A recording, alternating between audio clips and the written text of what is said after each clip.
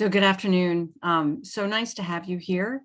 My name is Anna Siefken, and I'm with the Scott Institute for Energy Innovation at Carnegie Mellon University. And we're very excited for our guest today, Shashank Samala from Heirloom Carbon.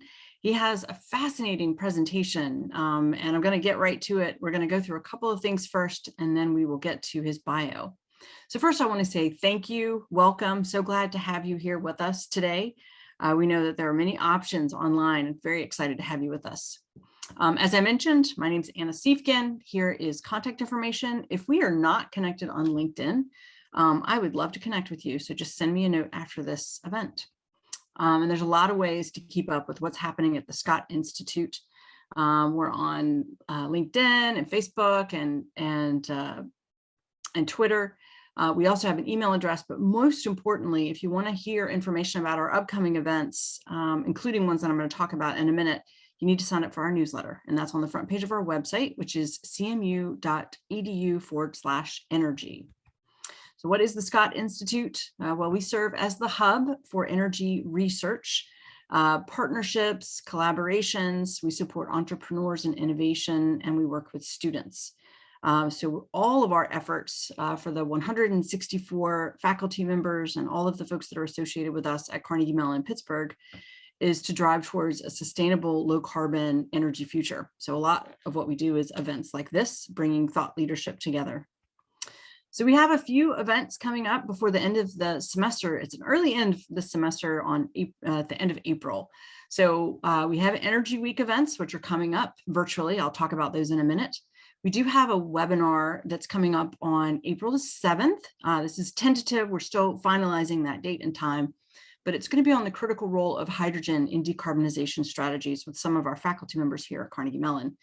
And then on April the 20th, we're working on a webinar about renewable natural gas. That's in partnership with the University of Pittsburgh. So in terms of Energy Week, we have a lot of activity that's happening online this year. So we have 4 days where we'll be deeply engaged with a number of different audiences. So on March the 22nd, which is Tuesday, we're hosting the American-Made Solar Prize software pitch showcase for the set round. So you'll be able to see 20 teams that are in that competition as they are going through and getting ready for their final demo day. On the 23rd, which is Wednesday, we're hosting not only a student poster competition, but also an industry career fair for our students. So those of you that are at companies, we still have slots available so that you can meet our students, your future employees. On March the 24th, we're hosting the national finals for the DOE's Energy Tech Up, the University Prize. We're really excited. We just hosted the regional competition last week, and we're looking forward to the finals, and all of those teams were just announced. You'll be able to see 17 teams that day as they present their business cases for energy technologies. And then on the 25th, we'll have the American-Made Solar Prize, the hardware teams. So there'll be 20 hardware teams that are pitching. And then at the end of the day, we're actually going to get feedback from investors from the advisory panel and then have a networking mixer. So really looking forward to having all of you join us. You can sign up. All of these sessions are virtual and you can be in the audience to see any part. So that Energy Tech Up that I was just talking about, this is a business case competition. It was fascinating last week to watch these student teams from around the country. We hosted the Mid-Atlantic region. But now all 11 of the regions will be competing against each other on March the 24th. So double plug in for that particular competition. Really, really interesting to see those students at work. So when you're thinking about a topic or a speaker that you'd like to suggest, I'm going to get you in touch with Caitlin Haas-Conrad, who's on our team. That is her email address. So if you have ideas for the fall, which we're currently planning, we'd really like to hear them. And so now I'm going to switch over. I'm going to stop sharing as I talk about Shashank Samala, who is the CEO at Heirloom. And quickly, I'm going to pull up your bio here. So your company has a goal to remove carbon dioxide out of the air at a gigaton scale by 2035 to help reduce climate change. You grew up in Southeast India, where you saw firsthand impacts of climate change on some of the world's most vulnerable people. So as I mentioned, Shashank is the CEO of this company. So you were previously the entrepreneur in residence at Carbon 180, a leading climate policy NGO working solely on atmospheric carbon removal, and a founder at Tempo Automation, a soon-to-be public company that raised more than $400 million from leading investors and built mission-critical electronics for robotics, satellites, reusable rockets, and more. So Shashank previously worked in marketing at Square and attended Cornell University. So with that, I am going to turn it over to you. Thank you so much for being here with us today. So you can share, you'll share your screen.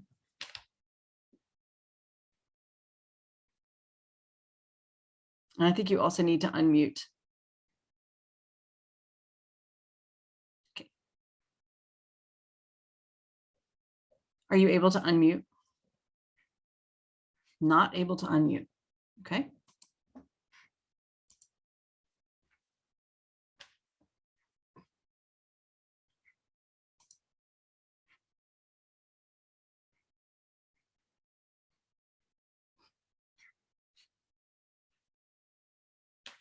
All right. Now I'm able to there you go. Awesome. Okay, thank you so much, Anna, for having me. It's very cool to speak to CMU today. I'm excited to be here. So let me share my screen and get started with the presentation. All right. Let me know when you can see it. Can you see me? Okay. We can see it. It's not in presentation mode yet. Okay. How about now? Now we can see it. Thank you. Beautiful. Awesome. So as Anna mentioned, I'm CEO at Heirloom. Our big goal here is to remove 1 billion tons of CO2 from the atmosphere by 2035. So yeah, so why do this? So very quickly, the world needs low-cost, scalable, permanent carbon removal to stay below the 2-degree target. So this is a graph from the 1.5 degrees C IPCC report talking about how we can get to net zero by 2050 and also continue to be on the path to below 2 degrees by 2100. And in every path that they could find, especially in the 1.5 C path, we need lots and lots of carbon removal in addition to decarbonizing. So that's reducing emissions, right? So we need to use wind and solar and other renewables to reduce emissions. But in addition to that, given how big the scale of the problem is, we need to start removing carbon out of the air as well. And as you can see here, past 2050, you're actually net negative for about 50 years. So this is something that it's not just a short-term problem. We need to, for the rest of the century, we need to be removing just tons of carbon out of the air. So, why is carbon removal important? And you can say, like, why can't we just go to net zero with an incredibly fast path to net zero by reducing emissions? The problem is something called hard to abate sectors. So these are sectors specifically around cement and iron and steel, agriculture, plastic, and there's some transportation sectors like aviation and shipping that are very hard to decarbonize. I mean, so if you go into a concrete plant, this is a plant that's been around for 50 years. All the capex is paid for. So they're really competing against, they're really only costs are OpEx, and it makes it very cost prohibitive to introduce new technologies that compete with that type of low cost, highly competitive markets. So, and these are also industries that are just so massive that, cement, for example, is about 10% of all emissions. So, in addition to decarbonization, because these industries are slow to decarbonize, we need to complement that by carbon removal. So this technology that I'm going to be talking about is invented by some of the world's experts. Jen Wilcox, who's now at the DOE, Peter Kellerman, who's an expert in mineralization, and others. So this is our team. We're about 30 folks now. We have expertise from chemical engineering, process engineering. We have expertise from industrial automation, which I'll talk in a bit. And also just folks from SpaceX, Tesla, plenty, Google and so forth, who've sort of done this before, built a large industrial systems and brought them to scale. So we're in the phase of commercializing this research and deploying and scaling them. So it's a fairly diverse team that we have. These are our investors so far. They're some of the best climate investors out there. We also have support from ARPA-E and National Science Foundation. So let's get into a little bit more about how Heirloom's process works. So in general, when you want to remove carbon out of the air, there's various different dimensions you look at, right? Obviously, it needs to be low cost. It needs to be additional. So it wouldn't have happened otherwise. The counterfactual would not be true if you actually didn't fund this project. It has to be very viable and quantifiable. Many carbon capture methods are, especially in biomass, the verification is incredibly hard. It has to be highly scalable. It has to use as little land as possible. And then it needs to be permanent. So when you capture carbon out of the air, it needs to be sequestered away for thousands of years, right? Because the half-life of CO2 is very long. Like it stays in the atmosphere for over 1,000 years. So and it continues to have that global warming effect after you put that CO2 molecule in the air. So if you're going to remove it, instead of pushing the bucket into the future, like you need to sequester it permanently. So how do you remove carbon? Well, you probably know trees, reforestation, afforestation. There is something called biomass and CCS, where you essentially turn biomass into energy, and then the emissions from that biomass you capture as CO2 gas and put that underground. There's soils that, there's some practices in agriculture, for example, where you can increase the propensity of soils to capture carbon out of the air. And then there's two methods that we are focused on, which is one is carbon mineralization, which is essentially the propensity of some rocks to capture CO2 out of the air. And then what's called the conventional direct air capture, which is essentially highly engineered approaches to capture carbon. So each of these have pros and cons, right? You can see direct air capture really solves the scalability, the additionality, land use, and permanence. But because it's engineered, it's not low cost, at least today. So that's what Heirloom is about. How do we reduce? How do we basically get a no compromises solution, and then bring it to low cost? And the way we did that is basically marry mineralization with direct air capture. As you can see here, mineralization captures CO2 out of the air at incredibly low cost. It has some drawbacks. So those drawbacks we can borrow from direct air capture to essentially, create a no compromises solution. So how does this work? So actually, before you get into that, when you hear direct air capture, like what do you think about?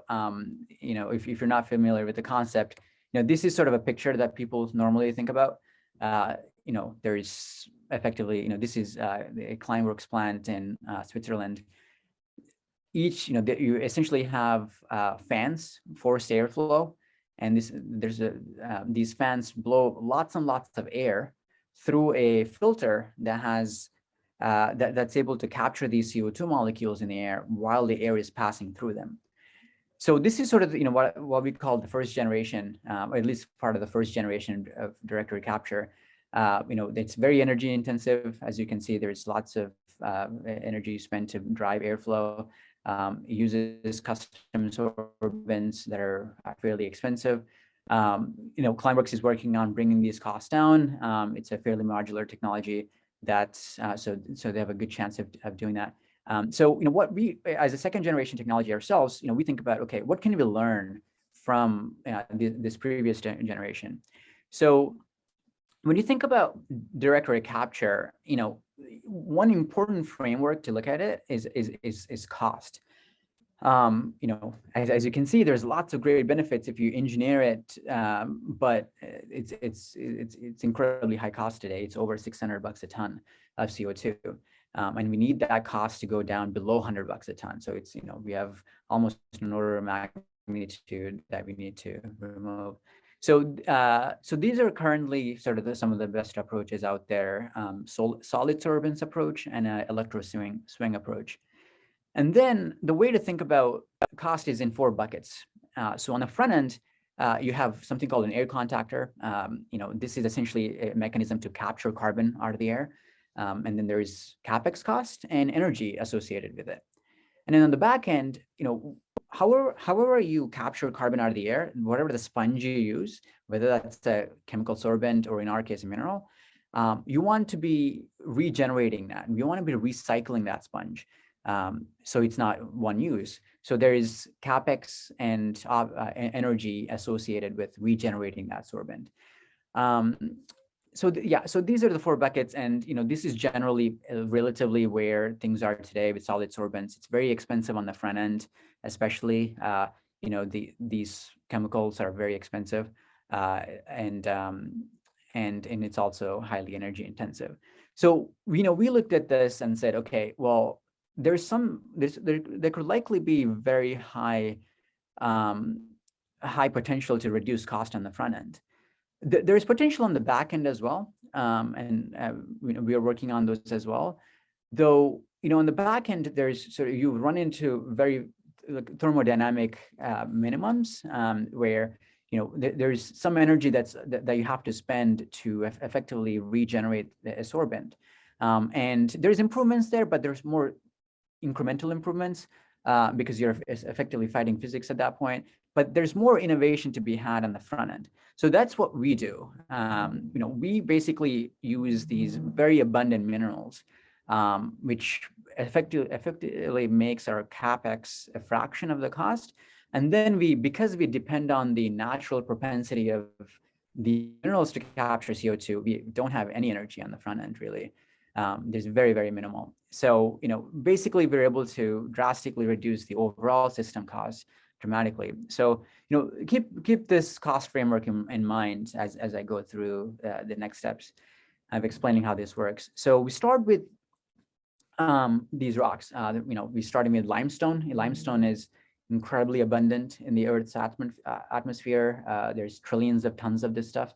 4% of the Earth's crust is actually limestone. And over geological timeframes, this limestone, just like trees, have pulled the carbon out of the air to help maintain the carbon balance of the planet. But the problem is that they're kind of slow, right? And our job is basically make them a lot faster at what they do. So we start with these minerals. We call this the looping process. And the first thing we do is we put them into an electric kiln. So the electric kiln here essentially is our regeneration step, and this is where most of our cost is. This kiln is basically heats this mineral up. It's electrically driven. We power it with renewable sources like wind and solar.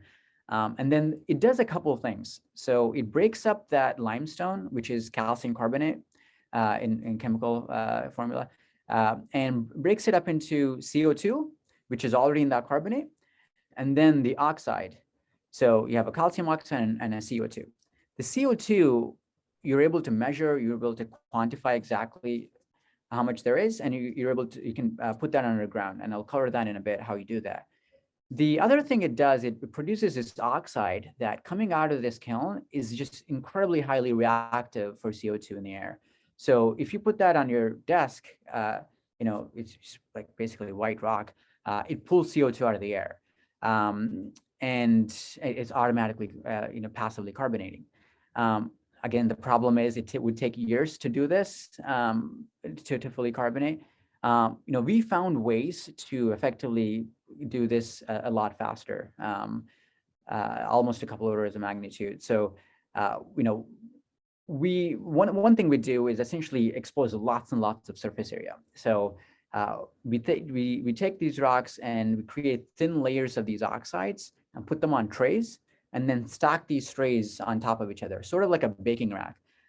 So essentially what that does, it's exponentially increases the surface area exposure, right? As I'll talk in a bit, CO2 is actually very diffuse in the atmosphere. It's only one molecule out of every 2,500 molecules. So it's 0.04% of the air. So if you want to be catching the stuff, like you want to be exposing lots of surface area. So that's one thing we do. There's a few other sort of more IP related things that we do to increase the uptake rate of the mineral that we'll share later this year. But now we're able to basically do that, fully carbonate in days. So what happens after they pull carbon out of the air? They turn into carbonates, which is exactly what you started with. So guess what? You can recycle this mineral over and over again in this loop. So the losses for every cycle are fairly minimal from what we see. So this process, as you can see, it's actually very simple, right? Like you're taking these minerals and you're putting into a kiln to increase the chemical potential of the oxide to capture CO2 out of the air, and then you're exposing a lot of it in racks and then recycling them. And simplicity is important. Simplicity is actually a big deal because simplicity means scalability. Simplicity means low cost. Simplicity means reliable.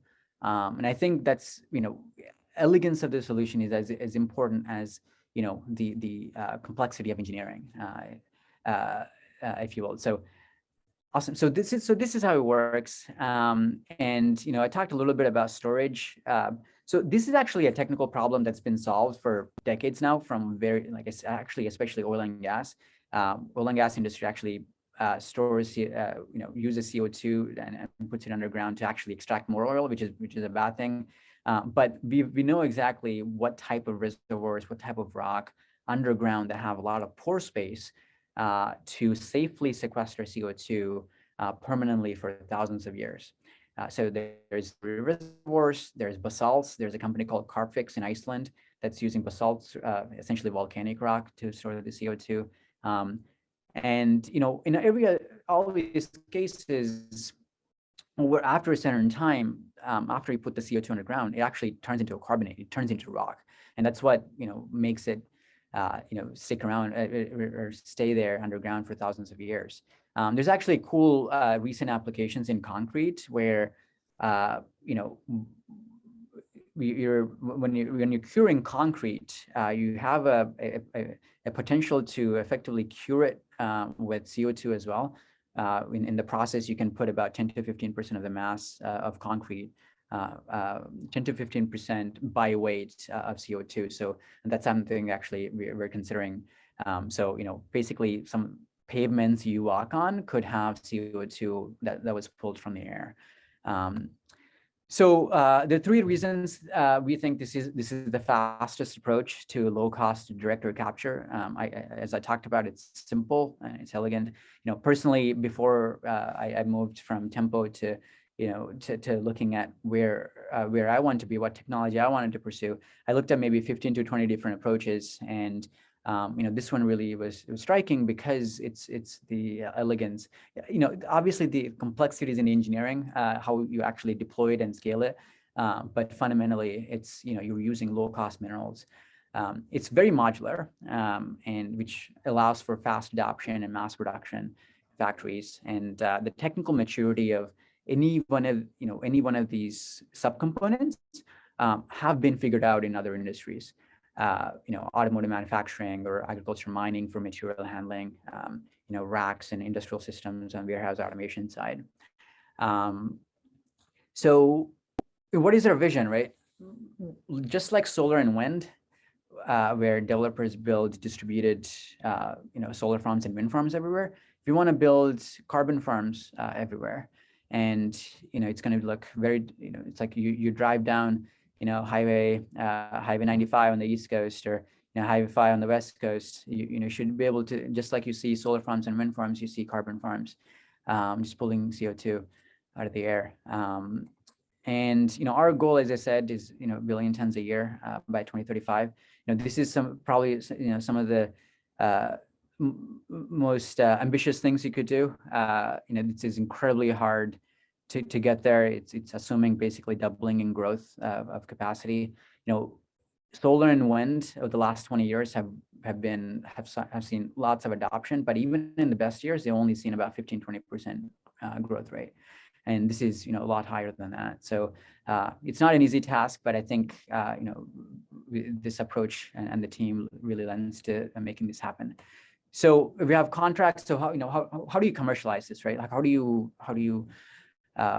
who pays for this? So it's, lots of voluntary customers today, voluntary buyers, Shopify, Stripe, Klarna, and there's a few other folks that we haven't announced yet. But what we're seeing is, especially Fortune 500 companies who have net zero pledges, where they want to get to net zero by 2030, 2040, et cetera. And they realize, hey, there is only so much you can do with reducing emissions, which is incredibly important. That's the first thing you do, right? You want to electrify your transportation. You want to be, moving to solar and wind for your energy.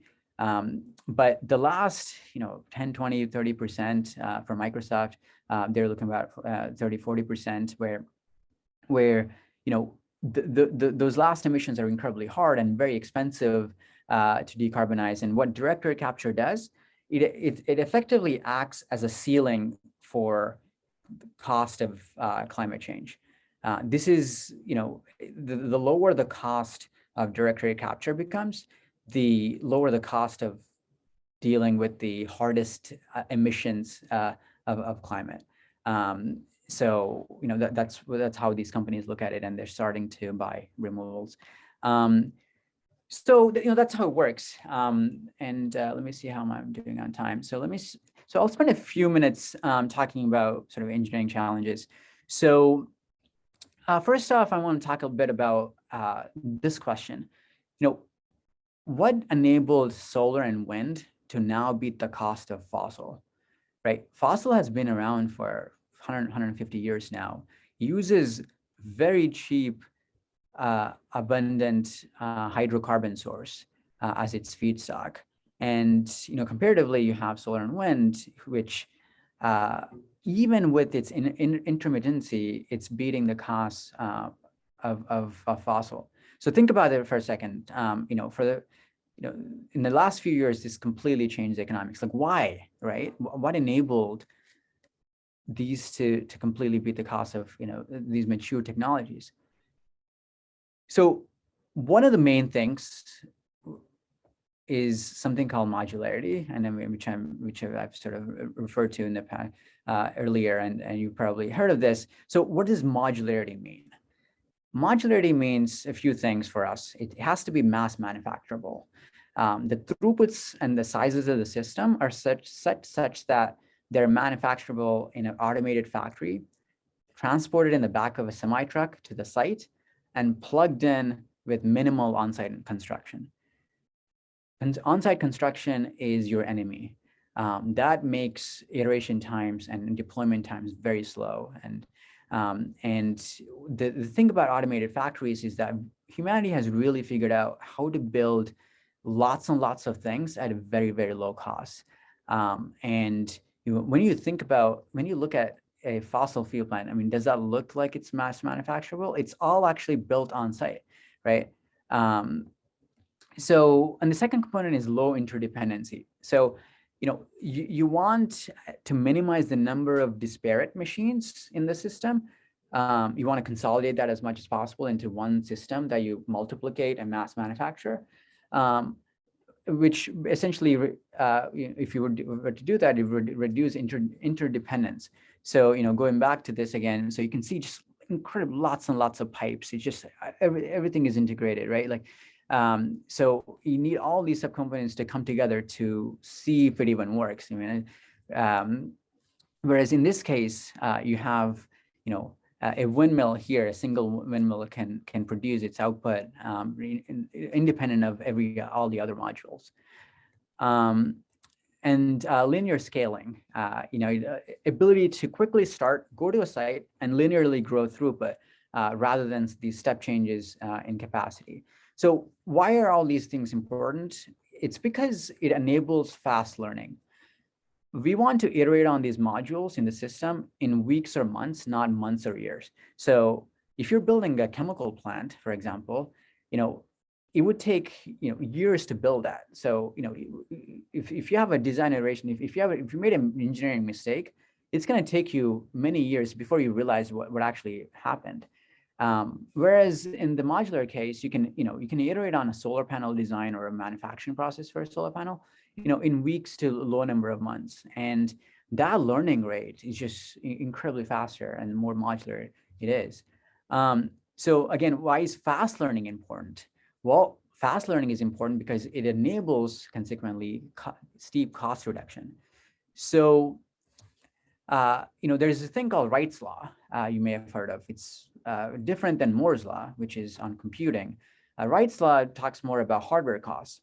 So, it states that for every cumulative doubling of units produced, costs will fall by a constant percentage called the learning rate. And that basically means that if your 1,000th unit you ever produced was $100 a unit, your learning rate is 20%. The 2,000th unit would be $80 per unit. Very simple, right? So the important thing here is that these learning rates are compounding. There's a big difference between a 10% learning rate and a 20% learning rate. So let's look at solar. So this is solar. These are solar costs since 2010, just in the last 10 years. And you have solar price per kilowatt hour on the left and the y-axis, and this is where most of the fossils sit. Anywhere from a few cents a kilowatt hour to 12 to 13 cents a kilowatt hour. So just in the last decade, you had these very steep reductions in various different countries, and now in many cases you're beating the cost of fossil. So why? That's because solar's learning rate is greater than 30%. This is some of the solar panels have the highest rates of learning that we've seen in any other hardware. Like from my research, I couldn't find anything that is higher than 30%. Automotive, also modular, right? You can build cars out of a factory. It's about 15%. Once you establish that learning rate, what Wright's law tells us is that it continues on its path. So, enabling these very steep cost reduction. So why is that important for direct recapture? Well, if you want to be, getting to 1 billion tons by 2035, we need to emulate that type of learning rate for DAC. And it's incredibly important to do this. And, fundamentally, the engineering challenge here is, direct recapture requires these sorbents to be exposed to lots of air, right, to catch the CO2. And that creates this very strong upward design pressure to build large systems for high CO2 throughput, for large volumetric areas and so forth. And this runs counter to this modular design philosophy I'm talking about. And this is common to really any direct air capture system. So this is a picture of, of carbon engineering, which is one of the more mature conventional direct air capture systems today. And as you can see, they effectively, these are very large buildings with large fans that pull the CO2 out of the air. And, as you can see, there's a lot of on-site construction here. And a bit more modular system is Climeworks system here, which they just deployed late last year. So you can see here that you can start to see some repetitive things happening. So you can see this unit right here is the size of about a shipping container, and that effectively is their module size, and they're able to duplicate that 1, 2, 3, 4. You can start producing them in a factory and in a mass manufacture setting. But as you can see, there's still some interdependency between both. So you can start to see that there's higher modularity coming up. So, but in general, there's sort of this upward design pressure to just sort of suck in a lot of air. And that's sort of, especially for us, we think about this incredibly seriously. Like, how do we, we do lots of computational fluid modeling, which I will get to in a little bit as well, to understand what are the smallest throughputs for a given module. So the other one, is engineering for inclement weather. These systems we're going to be putting outside, and especially with climate change. I mean, if you want these sites, if you want this hardware to last 20, 30 years, what is the climate going to look like, 20, 30 years? And especially with increasing frequency of violent storms and hurricanes and wind gusts, again, it creates a very strong upward design pressure to, have stronger foundations, higher safety factors, creates,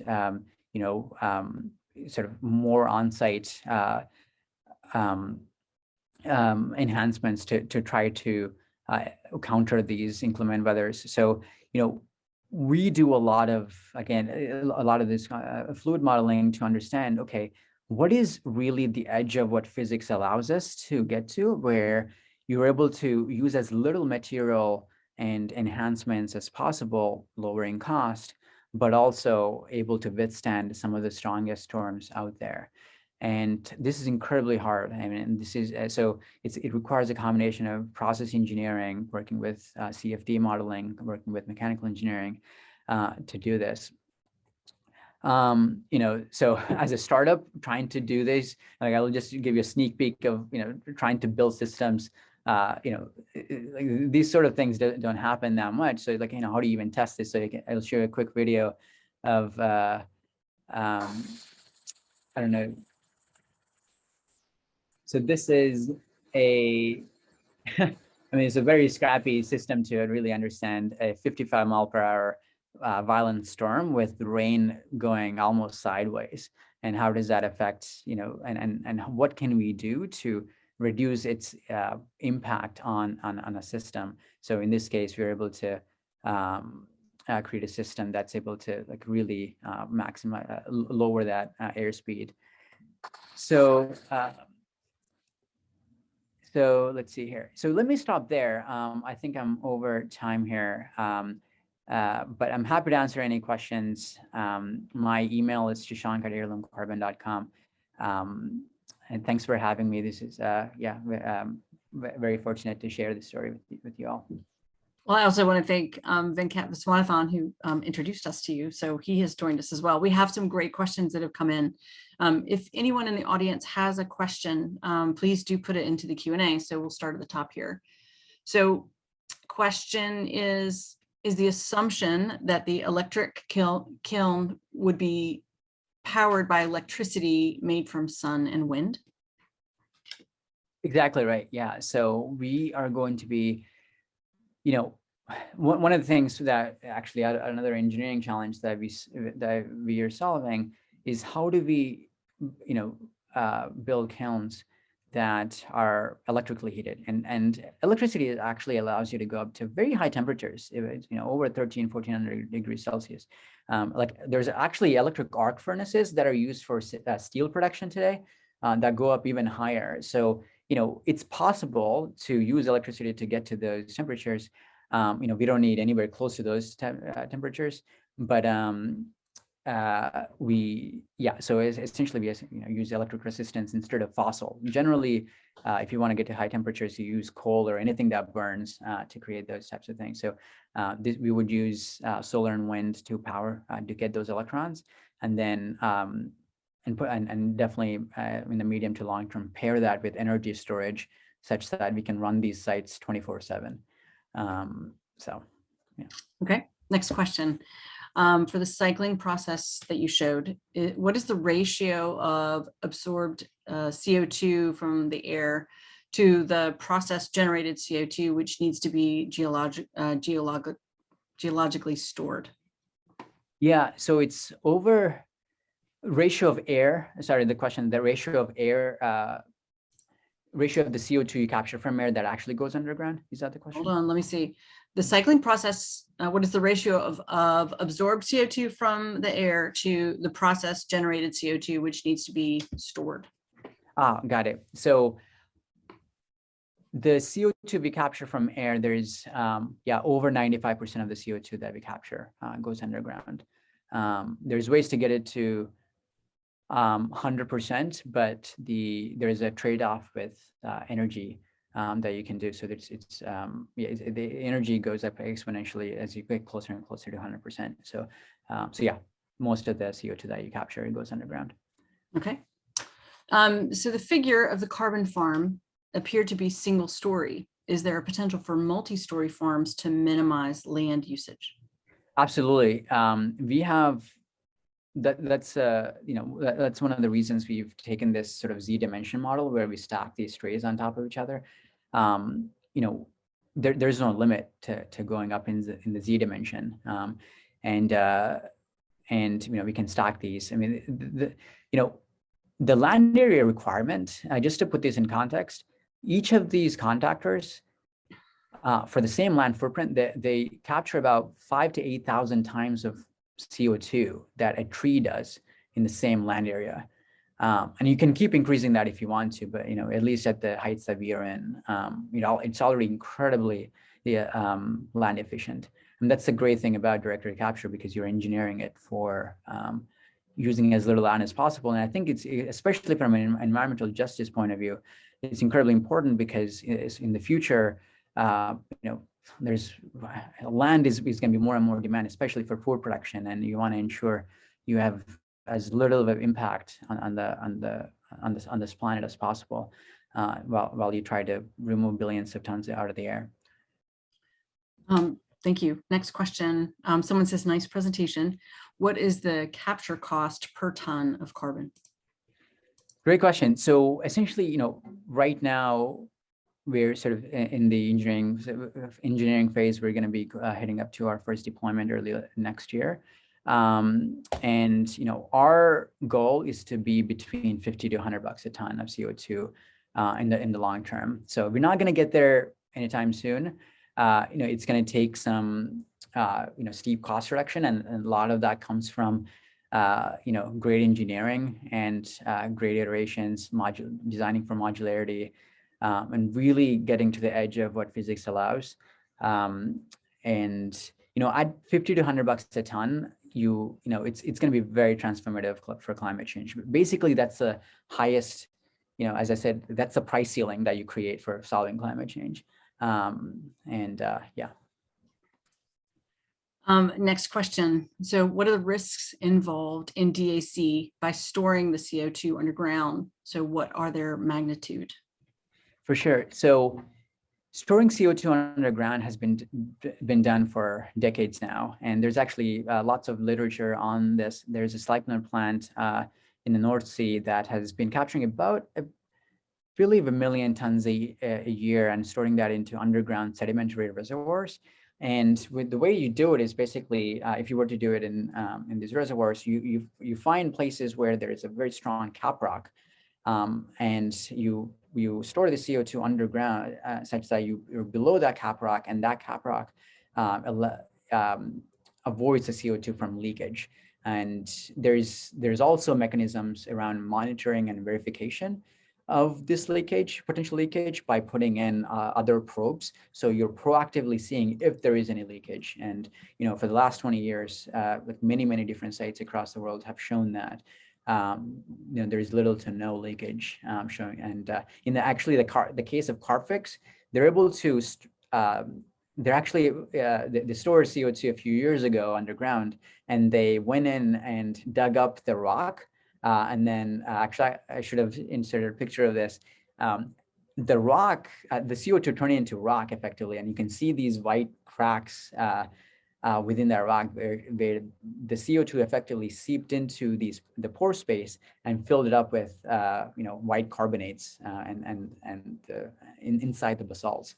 So yeah, that's, you know, storage is a solved problem in many cases. You know, the challenge there is siting, you know, where you want to go to put these things. The really hard part is capturing the CO2 out of the air. Okay, next question.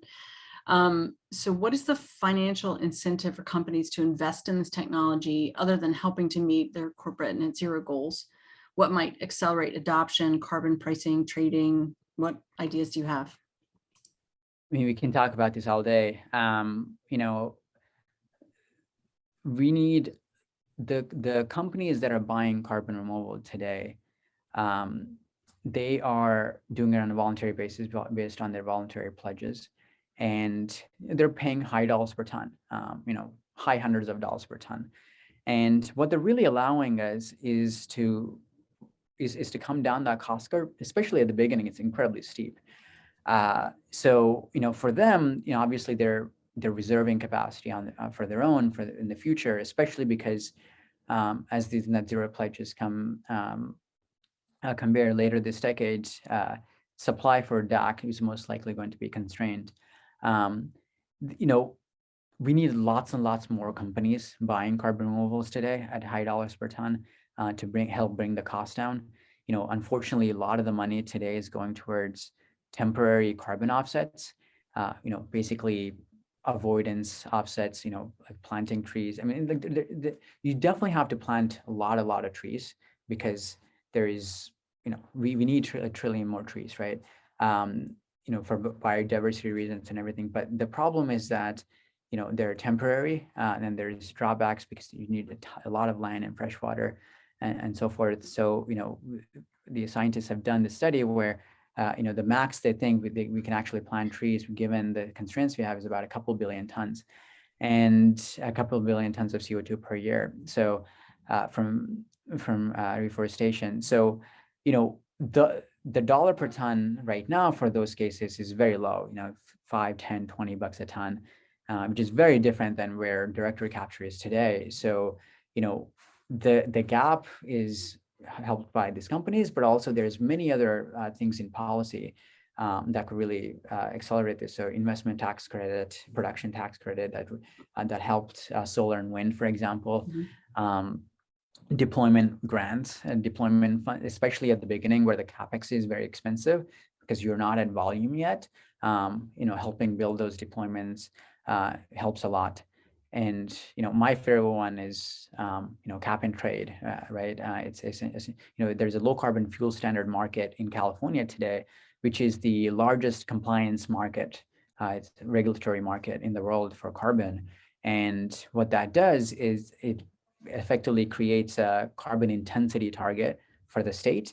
And that carbon intensity target gets more and more aggressive as you go through the decade. So essentially every year there onwards, industries are required to lower their average carbon intensity. And the way they can do that is to electrify or buy carbon credits from companies like us.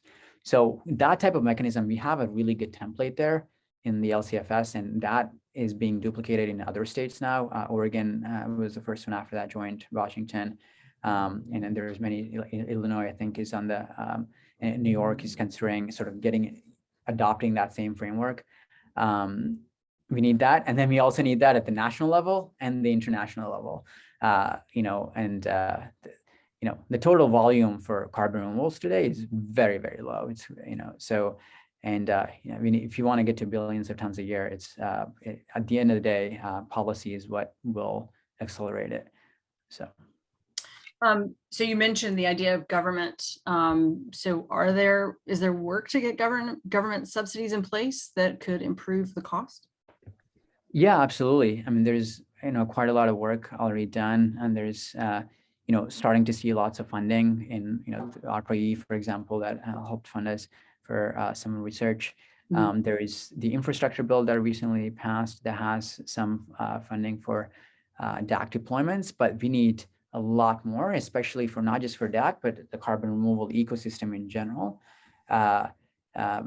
So yeah, a lot more needs to be done. We need, you know, there's something called the 45Q tax credit today, which, you know, for every ton of CO2 you store underground, you get 50 bucks a ton. And, you know, that tax credit is nowhere close to where the costs are. So that needs to be much, much higher. And then, you know, after it help, you know, essentially bring the cost down, and then over time that tax credit can go down as the industry gets to scale. I mean, you know, you saw that with electric vehicles as well, right? There is a, you know, lots of rebates for early electric vehicle purchasers, and now it's, you know, we are on the path to having electric vehicles independently be cost competitive with combustion engines. So that's where we need to get to with DAC as well. So I mean, we have so many questions. There's just a couple more I want to get to. So before I ask you for your final thoughts, so be thinking of something that you're going to send us off with in terms of, like, you know, the future. What kind of roles are you looking for? Because obviously we have a lot of students on the line today. So what kind of jobs are you hiring for? And what do you sort of see is the need for students in the future workforce? What does it look like? Yeah, for sure. Absolutely. You know, I'm seeing a very massive climate tech wave happening across the world. And just in the last couple of years, the levels of entrepreneurship in climate tech is just very impressive to see. We're seeing every part of the emissions profile being addressed by a company, right? There's no silver bullet here. Like, we need all these solutions to work to get to net zero. So fundamentally, climate tech is very interesting in that in a lot of these cases, you have a very wide discipline of folks you need. For us, it starts with chemical and process engineering. That's where a lot of the research happens, material science. And then from there, you move over to engineering to help scale up, and you have mechanical engineering, electrical engineering, software engineering, right? And then computational fluid dynamics modeling. Actually, we're currently looking for computational fluid dynamics modelers, both on the heat transfer side and on the airflow side, to emulate how nature works with our systems, to again be right at the edge. We have all these postings up on our website. Please look, and we'd love to talk to you. Perfect. So your final thoughts. So what should we be sort of thinking about as kind of members of this climate tech universe? Take the leap, I would say, is the number one thing. And I think there's, you go to school with some idea of where you want to work, what your major is going to be used for. And, I think this is an opportunity that we have, a rare opportunity to use these same skills, right? Mechanical engineering, software engineering, process engineering, to change and really accelerate us to get to net zero. And also get paid, similarly, right? I mean, it's these industries are going to be massive. We're literally retooling the entire economy. And you can see, like, everything that's built, right? Like, the laptop you're looking at, the metal that you see, the concrete that you see, every single part of the physical world is fossil based, and each of those processes has to be retooled and re-engineered. And that essentially means, just like software is sort of a part of every industry now, climate is basically going to be taking over every part of the economy over the next 20, 30 years, if you want to ensure there's a sustainable planet. So, take the leap into climate. There's so many companies in the field, and there's so many really exciting things that are happening. And I'm always happy to connect you to companies as well. So feel free to email me. Perfect. So those are wise words, and very eloquently said, because as you mentioned, everything is based on fossil, and that all has to change. So I appreciate the work that you're doing. I was so glad to meet you and to connect with you. Thank you to Venkat Viswanathan, who's one of our faculty members at CMU, who made that connection for us, and very excited to watch where your company goes in the future. So thank you again. Thanks to everyone for joining us. Thank you as well to our guest speaker, and looking forward to seeing you all in the future, hopefully in person sometime soon. So thank you. Thanks again.